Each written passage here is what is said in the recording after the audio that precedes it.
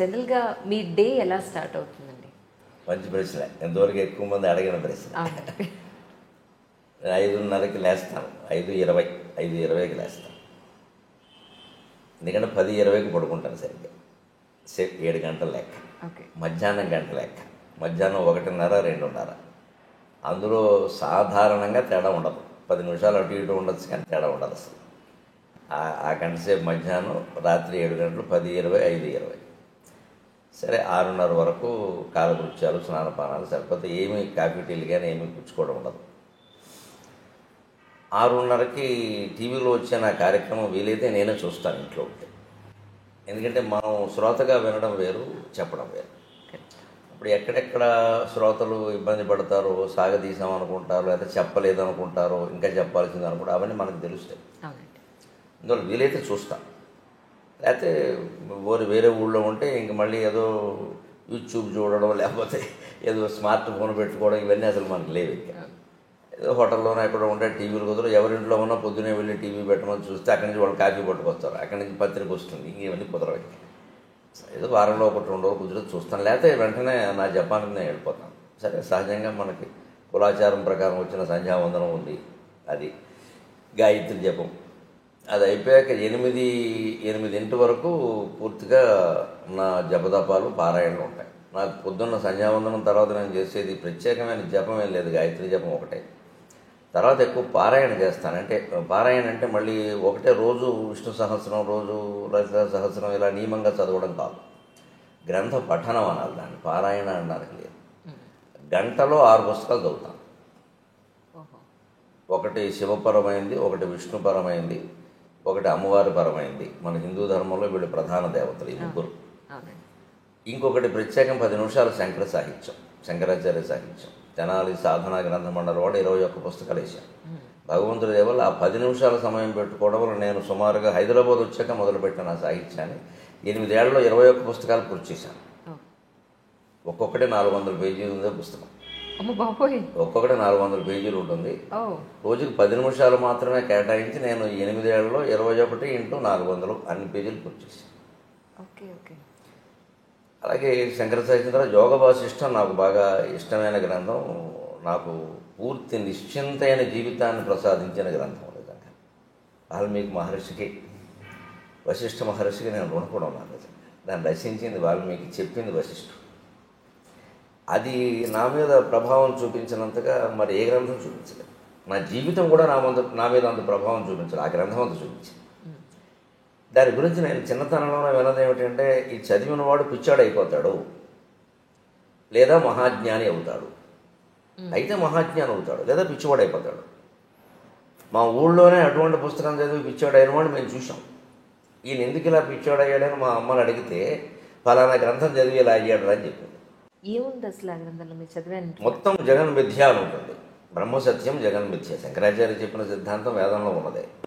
కానీ చాలా పచ్చికి నిజాలతో, మనం మొహం బద్దలైపోయే నిజాలతో చెప్తాడు. ఇది నువ్వు ఒప్పుకోకపోవచ్చు కానీ సత్యం అంటాడు. అంతే. అందరూ చదవచ్చు అంటారా? అందరూ చదవచ్చు, కానీ అంటే దానికి తగిన పరిపక్వత ఉండాలి. ఇప్పుడు ఆ పరిపక్వత లేకుండా చదివితే పిచ్చాళ్ళు అవుతారు. మా ఊళ్ళో నాయుడు అని ఒక ఆయన ఉండేవాడు. ఆయన ఇలా పాపం తిరుగుతూ ఏదో ఆయనలో పద్యాలు పాడుకుని మాటలు పాడుకునేవాడు. అతను అందరూ పిచ్చివాడు అనేవారు. మా అమ్మని ఏమిటమ్మా అతను అంటాడంటే, అతను 2 పుస్తకాలు చెప్తారా, యోగ వాసిష్ఠం అంటే అదొకటేను, సీతారామాంజనేయ సంవాదం అని ఒకటి ఉంది తెలుగులో. పరశురామ పంతులు లింగమూర్తి గురుమూర్తి గారు రచించాడు. అంటే సీతాదేవి హనుమంతుడు కలిసి రామతత్వం గురించి చర్చిస్తారు. సీత చెబుతూ ఉంటుంది, హనుమంతుడు వింటూ ఉంటాడు, ప్రశ్నిస్తూ ఉంటాడు. ఈ 2 చదవడం వల్ల వాడు ఎలా అయ్యాడని అంటున్నాడు రా అన్నారు. నాకు అప్పటి నుంచి ఆ 2 చదవాలని పట్టుదల. చదవలేదు ఇంకా మీరు? 2 ఎప్పుడు 2 చదివాను, అయినా కాలేదు. అయ్యారో లేదా ఆవిడ చెప్పాలి. ఇప్పుడు నేను కాలేదని నాకు లేదండి, మీరు పిచ్చాడనంటే నేను చేయగలిగిందండి. ఆవిడ చెప్పిందే నిజం. మన గురించి మనం ఏమనుకుంటాం అన్న దానికంటే ఎదుటి వాళ్ళు ఏమనుకుంటారు. పోనీ ఎదుటి వాళ్ళు అంటే ఇప్పుడు మీ పోటీగాడు ఎప్పుడో పరిచయం అవుతారు. ఆవిడ ఇచ్చి కాపురం చేస్తున్నది. లేదంటే నేను ఖాయంగా పిచ్చిపోవడానికి ఆవిడంటే మాట్లాడడానికి వెళ్ళదు నేను. అదే నిజం. కానీ కాలేదు. ఏమంటారమ్మా మీరు? సార్ మీ మీదే వదిలేరు. ఆవిడ ఏమంటుందో నాకు తెలియదు, కానీ నేను ఎలాంటప్పుడు జోక్ వేస్తాను సహజంగా. నన్ను పిచ్చాడని ఆవిడ అందనుకోండి, కాకపోతే నేను ఎందుకు చేసుకుంటాను అయిపోయా. కాబట్టి నిన్ను చేసుకున్నారు, మంచివాడైతే నిన్ను చేసుకుంటా, ఇంకేముంది, గొడవ లేదు అంతే. దానికి అది ఆ ప్రభావం అలా ఉంటే నాకు అప్పటి నుంచి చదవాలని పట్టుదల. ఈ సీతారామాంజనేయ సంవాదం అనేది నేను అప్పుడే చదివా, 18 ఏళ్ళ వయసులోనే చదివా, తెప్పించుకుని చదివా, ఏం కాలేదు. కానీ గొప్ప సందిగ్ధావస్థలో పడింది మనసు. ఏదో అపూర్వమైన సత్యం ఉంది, మన స్థాయికి మనకు అర్థం కావట్లేదు జగత్తు గురించి, అదే మనం ఇంకా చదవాలి. ఈ అండంలో ఏమైందంటే మనస్సు హేతుబద్ధత లేనిది మనం అంగీకరించద్దు అనే నియమానికి వచ్చేసింది, ఆ ఆలోచనకు వచ్చేసింది. అందుకే 18 ఏళ్ల ప్రాయంలో నేను నాస్తిక్ గ్రంథాలు, కమ్యూనిస్ట్ గ్రంథాలు కూడా చదివాను. క్యాపిటల్ చదివాను, రంగనాయకం గారి పుస్తకాలు చదివాను, శ్రీశ్రీ రచనలు చదివాను, చలం పుస్తకాలు చదివాను, విస్తృతంగా చదివాను. ఇంకా చదవడం అంటే అప్పటికి ఇప్పటికీ ఒకటే అలవాటు, పట్టుకోవడం. ఇంకా అయితే అప్పటికి ఇప్పటి తేడా ఏంటంటే అప్పుడు ఒక పుస్తకం పట్టుకుంటే అదే చదువుతూ ఉండేవాడిని. ఇప్పుడు అలా కాకుండా నా మనస్సు నేను నిగ్రహించుకుని ఏ పుస్తకం అరగంట మించి చదవను, నా ప్రణాళిక నాకు.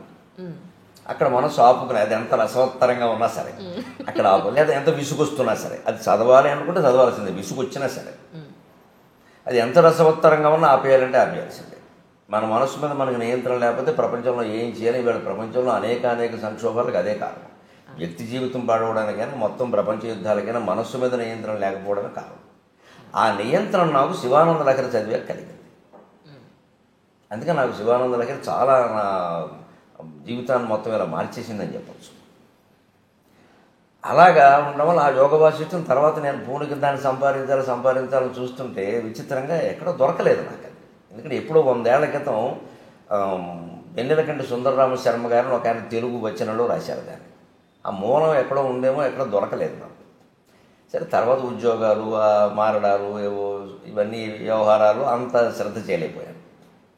తర్వాత మళ్ళీ చదవాలనే తృష్ణ కలిగాక చాలా విచిత్రంగా ఏదో ఉయ్యాల్లో పిల్లాన్ని పట్టుకుని ఊరంతా తిరిగామన్నట్టుగా మా ఇంట్లో మా నాన్నగారు ఇచ్చిన 30 పుస్తకాల్లో అది ఉంది.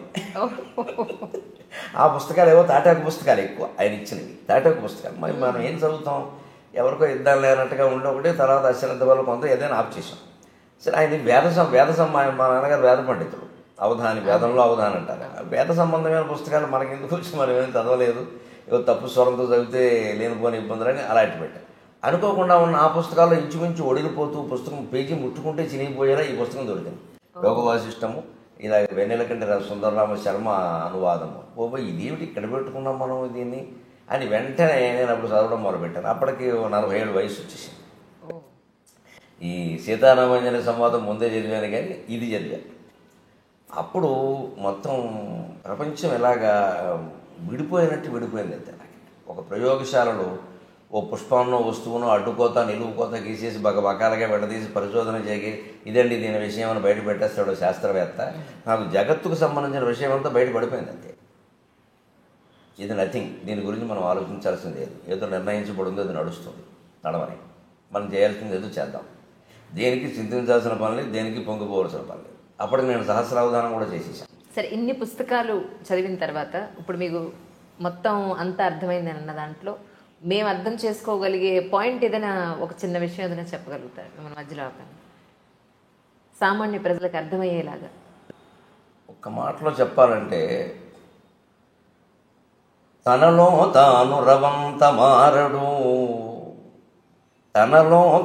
రవంత మారడు జగత్తత్వంబు మార్పంగ ఆతని సంసారము సంపదల్ సమయమున్ తత్వార్థ విజ్ఞానమున్ వెనుకన్ ముందట చూడక అర్పణముగా వింసు మహామూర్ఖుడు. తనలో తాను రవంత మారడు జగత్తత్వంబు మార్పంగ ఆతని సంతానము సంపదల్ సమయమున్ తత్వార్థ విజ్ఞానమున్ వెనుకన్ ముందట చూడక అర్పణముగా వింసు మహామూర్ఖుడు. ఇతనికి లోనికి చూచు శక్తి నిడుమా తన్మూలమా దైవమా. ఇది నేను గ్రహించిన సారాంశం. ఎవరైనా గ్రహించవచ్చు. మనలో చాలామంది ఎక్కడ పొరపాటు పడతాం, వ్యక్తిగత జీవితం సామాజిక జీవితం అని రెండు ఉంటాయని నేను అనుకోను. వ్యక్తిగత జీవిత ప్రభావం సామాజిక జీవితం మీద ఉంటుంది, సామాజిక జీవిత ప్రభావం వ్యక్తిగత జీవితం మీద ఉంటుంది. ఏదో గీత గీయడం కోసం మనం కొన్ని విషయాలు చెప్పడం ఇష్టం లేక ఇది నా వ్యక్తిగతం అని దాచొచ్చు, అవసరం కూడా లేకపోవచ్చు ఎదుటి వాళ్ళకి. కానీ నిజానికి దాని ప్రభావం మాత్రం మన సామాజిక జీవితం మీద కూడా ఉంటుంది ఖచ్చితంగా. అలా అంత ఖచ్చితంగా విడదీయాల్సిన పనేం లేదు. ఆ వ్యక్తి చేస్తున్న పొరపాటైనా ప్రపంచం చేస్తున్న పొరపాటైనా ఏమిటంటే ఎవరికి వాళ్ళు పరిశీలించుకోవడం లేదు. తనలో తాను మారడు. ముందు నా బాధ్యత నేను చేస్తున్నాను, జీతం తీసుకుంటున్నాను కదా, నాకు లంచం తీసుకునే పని ఏమిటి అసలు, ఎందుకు తీసుకోవాలి నేను?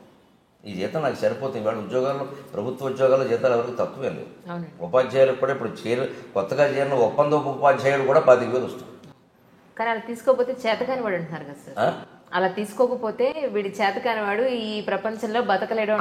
అక్కడే ఆలోచించాల్సింది ఏంటంటే వాడెవడో అన్నది మనకి సర్టిఫికెట్ అమ్మా అంటున్నారు కదా మీరు. ఎవరు అంటున్నారు? మన పక్క వాళ్ళు, మన పై వాళ్ళు. వారు మనకు సర్టిఫికెట్ ఇస్తారా చేత కాదని, చేతనవనని? వాడెవరు అసలు? వారి స్థాయి ఏంటి? మనం దానికి ఎందుకు వంగిపోవాలి? ఇలా మాట్లాడడంలో మీరు మరోలా అనుకోకపోతే ఒక నాటకం ఏంటంటే ఈయనకి తీసుకోవాలి నుండి అలా సమర్థించుకుంటున్నాడు. ఈ మనిషికి లంచం తీసుకోవాలి నుండి, తప్పు చేయాలి నుండి, చేయకుండా ఉండలేని బలహీనత ఒకటి ఉండి దాన్ని సమర్థించుకుందుకు ఏమంటాడంటే ఇలా ఉండకపోతే లోకంలో బతకలేమండి అంటున్నాడు తప్ప నిజంగా బతకదలుచుకుంటే ఉండక్కర్లేదు. ఆయన ఇష్టం వచ్చినట్టే ఉండొచ్చు. అంతగా ఇప్పుడు ఒక లంచం తీసుకోకపోతే నేను చంపేస్తా అన్నంత పరిస్థితి ఎక్కడైనా ఉందా? అలా లేదమ్మా. ప్రలోభ పెడుతున్నారు అంతే. ప్రలోభాన్ని కాదనొచ్చు. పోనీ ఏ కృష్ణా బ్యారేజీ మీద ఆపేసి నలుగురు గొడ్డళ్ళు వేసుకుని వచ్చి తీసుకుంటావా, చంపేయమంటావంటే నా ప్రాణం కోసం తీసుకున్నానండి అంటే ఓకే, ఒప్పుకుందాం. అంత పరిస్థితి ఉన్నవాడు చూపించమనండి. ఇవన్నీ చెప్తారండి నాటకాలండి ఇవన్నీ. అది అదే మూలం. అది నాకు వేదాంతం ద్వారా మొత్తం ఎన్ని గ్రంథాలు చదివినా సారాంశం ఏం తెలిసిందంటే మనిషి తనలోకి తాను చూసుకోవాలి తప్ప, తనలో తాను మారాలి తప్ప బయట మార్చాల్సింది ఏం లేదు అసలు. ఎవరికి వాళ్ళే. మీరు సమాజానికి అనుకూలంగా దేశభక్తితో, దైవభక్తితో మీరు, నేను, ఈవిడ ఉంటే ముగ్గురు వ్యక్తుల జీవితాలు బాగుండలేదండి. ఒక 300 మంది ఉంటే బాగున్నట్ట, 3 లక్షల మంది ఉంటే బాగున్నట్ట. తప్పించుకుందుకు మాట్లాడుతున్నాం మనం ఇవన్నీ. మొత్తం కృష్ణమూర్తి గారి తత్వం ఉంటో తెలివాను నేను సుమారుగా. జడి కృష్ణమూర్తి గారు ఆయన మొత్తం చెప్పింది ఇది. నీ గురించి ఎందుకు ఆలోచించావు నువ్వు ఇది చేయడానికి అభ్యంతరం ఏంటి? ఎవరి మీద నెట్టేస్తావేమిటి? తప్పించుకుంటావేమిటి వ్యవహారం నుంచి? మనం అనేక రకాల పాపాలు చేసి ఏదో పూజ చేసి తప్పించుకుందామని చూస్తున్నాం. పాపం చేయకుండా ఎందుకు ఉండలేము? అసలు చేసామని ఎందుకు అనుకుంటున్నాం? చేసిన పాపం ఏంటి? చెప్పకపోయినా మనకు తెలుసు కదా. ఈ ఆలోచన చేయాలి. అందుకని మనిషి ఎంతసేపు సంఘసేవని, అదని ఇదని, ఏదో సంస్థలు పెట్టమని, ఆధ్యాత్మిక సంస్థలని, ట్రస్టులని అవి ఇవి పెట్టి తన సంపదని, సంసారాన్ని, సమయాన్ని మొత్తం అంతా దానికోసం వెచ్చిస్తాడు. కానీ ఎప్పుడు లోపలికి చూసి నేను ఎవరని ఆలోచించాను. రమణ మహర్షి చెప్పింది అది, యోగ వాసిష్ఠం చెప్పింది అది. నేను ఎవరని ఆలోచించావా? ఆత్మతత్వ విచారం చేశావా? అది చేస్తే నువ్వు ఎక్కడికి వెళ్ళక్కర్లేదు. నువ్వు కూర్చున్న చోట కూర్చొని అదే తత్వంతో ఉండు. మారే చోట మారేదంతా మారుతుందని చెప్పి. ఎందుకైనా సార్ ఇంతకుముందు అనేవారు ఏంటంటే పొద్దున్న నుంచి సాయంత్రం వరకు రోజు అయిపోయిన తర్వాత ఈ రోజు అసలు మనం ఏమేం చేసాం, తప్పులు ఏం చేసాం, ఒప్పులు ఏం చేసాం, అబద్ధాలు ఎక్కడ చెప్పాం, ఎవరిని మోసం చేసాం, ఇవన్నీ రాసుకుంటే నిన్ను నువ్వు ప్రశ్నించుకుంటే ఇది ఎందుకు చేశాను అసలు అని నిన్ను నువ్వు కనుక ప్రశ్నించుకుంటే డెఫినెట్గా నీలో ఒక మార్పు వస్తుంది అని చెప్పాను. వస్తుంది, ఖచ్చితంగా వస్తుంది. అడిగితే ఈ రోజులు పరిస్థితులను బట్టి రాసుకోవడం కంటే మనసులో ఆలోచించుకోవడం మంచిది. రాసుకున్నది ఎవరికైనా దొరికితే ప్రమాదం. ఇప్పుడు మనకేదో ఒక చెడు ఆలోచన వస్తుందండి, అదేం మనం ఆచరణలో పెట్టాం, గాలివాటం ఆలోచన. అది రాసేసామనుకోండి, ఎవరో పక్క వాళ్ళు ఎవరో చూస్తే అది ప్రమాదం. ఇంత దుర్మార్గంగా ఆలోచిస్తున్నావా అంటారు. ఆలోచన రాకూడదంటే అలాగా. అంచేతనే పాతకాలపు రోజులు వేరు, ఆ డైరీలు రాయడం ఇప్పుడు రాయకూడదు అసలు ఎక్కడ. ఇప్పుడు మాట్లాడితేనే ప్రమాదంగా ఉంది, రాస్తే ఇంక చెప్పేది రాయకూడదు. మనిషి నిజాయితీగా ఆలోచించడానికి రాయాల్సిన పని ఏం లేదు, దాయాల్సిన పని లేదు. రాత్రి పడుకోబోయే ముందు ఇవాళ నేనేం చేశాను, దీంట్లో తప్పు ఏమిటో ఒప్పు ఏమిటి, అబద్ధం ఏమిటి, నిజమేమిటి ఒక్కసారి ఆలోచించింది. సర్వం పరమేశ్వర అర్పణం. ఇదో నాటకం నడుస్తుంది, పరమేశ్వర క్షమించు, రేపటి నుంచి ఎలా ఉండాలో అలా ఉంటాను, అయిపోలేదా? అలాంటిది నాకు ఆ పుస్తకాల పఠనం వల్ల ఏర్పడింది, యోగ వాసిష్టం సహా. అలాగే 8:30కి నాకు పొద్దున్న దినచర్య అనుకున్నాం కదా, 8:15కి అయిపోగానే అప్పుడు కాఫీ. అప్పటికి ఈవిడ అంటూనే ఉంటుంది పాపం, రోజు మాకు మీకంటే ముందు తాగుతున్నాను ఇదో పాపం ఉంటుంది. నేను దానికి ఒక పరిష్కారం చెప్పాను, మళ్ళీ భర్తతో రెండోసారి తాగితే ఆ పాపం పోతుంది. అదే నవ్వుకుంటాం మేము సరదాగా. అంటే ఏమయ్యా రెండోసారి తాగా ఆ పాపం పోదు, ఇదో శాస్త్రానికి ఏమి కావాలంటే శ్లోకం నేను రాస్తానని చెప్తాను. సరదాగా ఏముందమ్మా, 8:30కి ఇద్దరం కూర్చొని కాఫీ తాగుతాం, కాసేపటికి అల్పాహారం సిద్ధం చేస్తాం, అది తినేస్తాం. 9ంటికి సరిగ్గా నేను దినపత్రిక పట్టుకుని కూర్చుంటాను. 9 నుంచి 10 ఒక దినపత్రిక ఇంటికి వస్తుంది, ఖచ్చితంగా పట్టుకు కూర్చుంటాను. ఆ పత్రికలో అంతకుమించి మాత్రం చదవక్కర్లేదు. ఇంకా ఒకసారి ఒక 10 నిమిషాల ముందే అయిపోతుంది. అవి చదువుతాను. ఏదైనా మనకి గ్రహించాల్సింది ఉంటే గ్రహించాలి, లేదా ఒకవేళ చెప్పాలి సభలో కానీ ఇంకో టీవీలో కానీ చెప్పాలంటే తప్పనిసరి అయితే చెప్పడం, లేకపోతే వదిలేడు. ఇదివరకు కూడా ఏదో విశేషమైన వార్తలు చెబుదాం, అలాగా సంచలనం అన్నట్టుగా మనస్సు ఆలోచించేది. కానీ ఆధ్యాత్మిక పరిపక్వత కారణంగా ఈ మధ్యన మనస్సు ఆ సంచలనాల గురించి ఆలోచించట్లేదు అసలు. అది పూర్తిగా 100% అవసరం, ఉపయోగపడుతుందంటే చెబుదాం, లేదా వద్దు.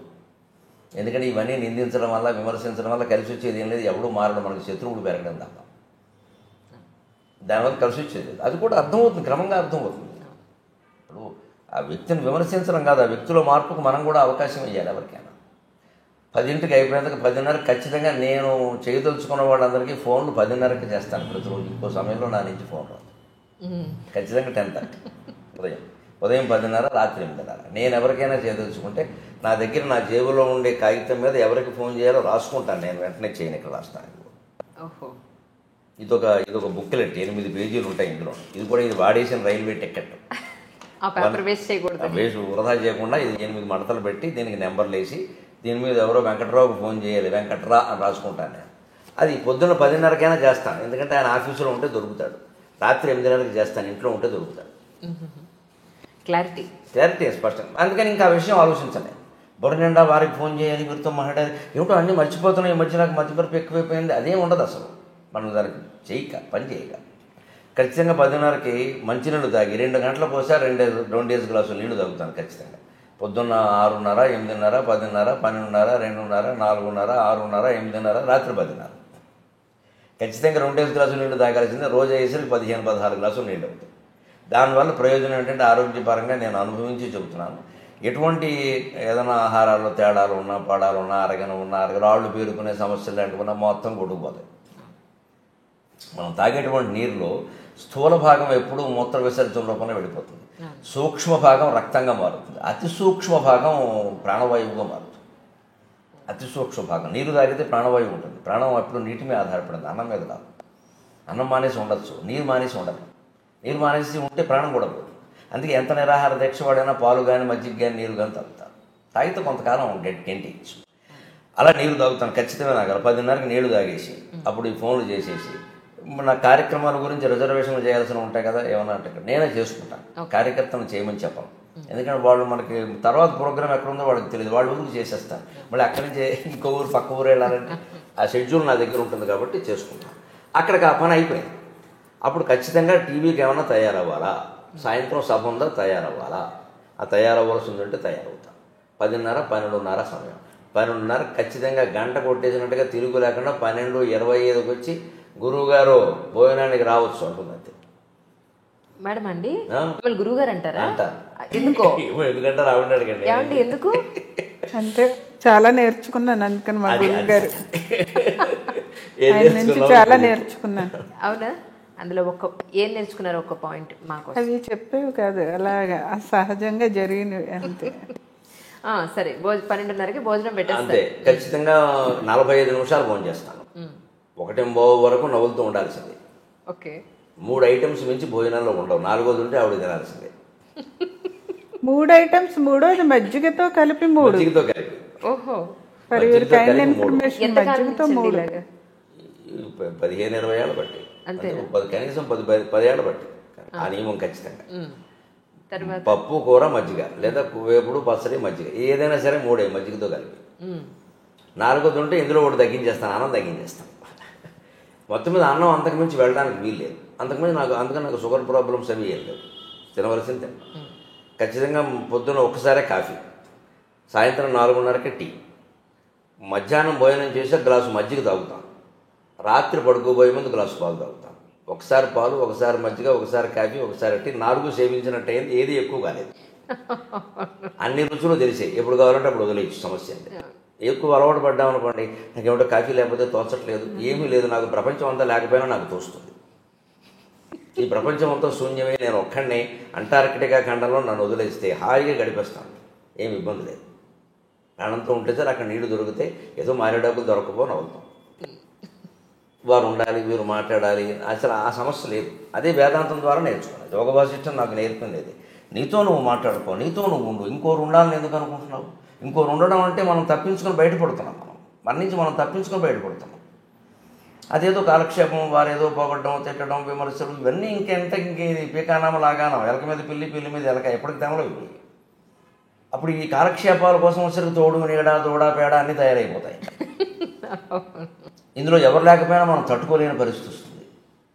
ఇదంతా బలహీనతే, మనం ఏదో గొప్పగా చెప్పొద్దు దాన్ని.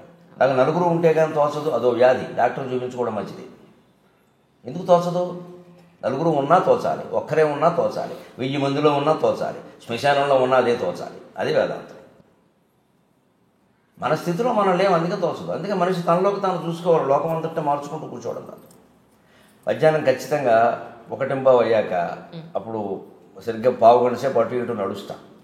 బయట ఆరేసిన తువ్వాలు లోపలేస్తాను, అదో క్రమశిక్షణ. పొద్దున స్నానం చేసి ఆరేసాం కదా, ఆ తువ్వాలు లోపలేస్తాను. అవన్నీ నేను చేసుకుంటాను.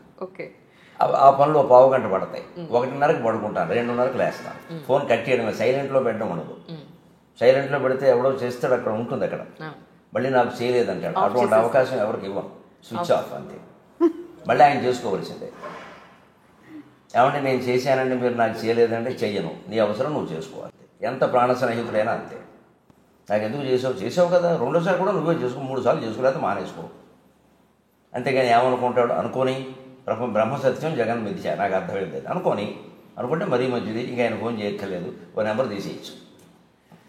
ఇది ఎవరి మీద కోపం కాదు, వ్యతిరేకత కాదు, పూర్తిగా జగత్తత్వం తెలుసున్న మనిషి ఇలాగే ఉంటాడు. నాకు తెలిసి నేను ఋషుల చరిత్రలు చదివాను, ఋషులందరూ ఇలాగే ఉంటారు. అది మనం అలవాటు చేసుకోవాలి.